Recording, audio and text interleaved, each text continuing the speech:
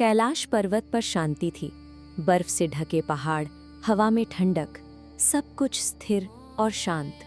लेकिन पार्वती के मन में शांति नहीं थी। उनके अंदर एक तूफान चल रहा था। हर बार जब वो स्नान करती थी, कोई न कोई उन्हें देख लेता और माँ पार्वती अपनी मर्यादा और सुरक्षा को लेकर चिंतित हो गईं। तब पार्वती ने एक निर्णय लिया, एक ऐसा निर्णय जो सृष्टि का रुख बदलने वाला था। उन्होंने मिट्टी उठाई, अपने हाथों से उसे आकार दिया और अपनी शक्ति से उसमें प्राण फूंक दिए। एक बालक का जन्म हुआ। पार्वती ने उसे देखा और कहा, आज से तुम मेरे द्वारपाल हो। जब तक मैं बाहर ना आऊं, किसी को भी अंदर आने मत देना। और वो बालक अपनी माँ के आदेश पर अटल खड़ा हो गया।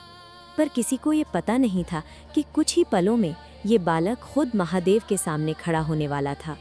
भगवान शिव कैलाश लौट रहे थे, ध्यान से निकले हुए, शांत, गंभीर। लेकिन जैसे ही वो अपने द्वार पर पहुंचे, एक अजनबी बालक ने उनका रास्ता रोक लिया। शिव बोले, हटो। बालक बोला, ये मेरी माँ का आदेश है। देवता सन्न रह गए। कैलाश का वातावरण भारी हो गया। एक मिट्टी का बना बालक देवों के देव के सामने खड़ा था। टकराव बढ़ता गया और एक पल आया जब भगवान शिव का क्रोध जाग उठा। त्रिशूल उठा। एक ही क्षण में बालक का शीश धड़ से अलग हो गया। कैलाश पर सन्नाटा छा गया। देवताओं की सांसें थम गईं। जब पार्वती बाहर आईं और अपने पुत्र को इस अवस्था में देखा तो उनका शोक क्रोध में बदल गया। उन्होंने कहा, अगर मेरा पुत्र जीवित नहीं हुआ तो ये सृष्टि भी जीवित नहीं रहेगी। उनकी शक्ति से पूरा ब्रह्मांड कांप उठा। देवता घबरा गए। उन्होंने शिव से प्रार्थना की, ये आपका ही पुत्र है, कृपया इसे जीवन दीजिए। शिव ने कहा, जिस जीव का सिर सबसे पहले मिले, उसी का सिर इस बालक को दिया जाए।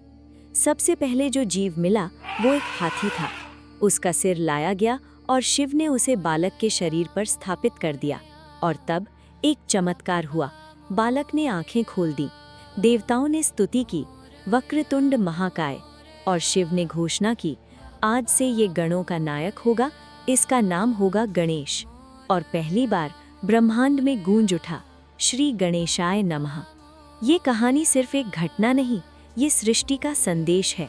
हाथी का सिर बुद्धि और धैर्य का प्रतीक है। शिव का क्रोध अहंकार के विनाश का, और पार्वती सृष्टि की शक्ति। इसीलिए कहते हैं, किसी भी शुरुआत से पहले श्री गणेश का नाम लिया जाता है, क्योंकि जो देव हर रुकावट को पार कर सकता है, वही सृष्टि का पहला आवाहन होता है।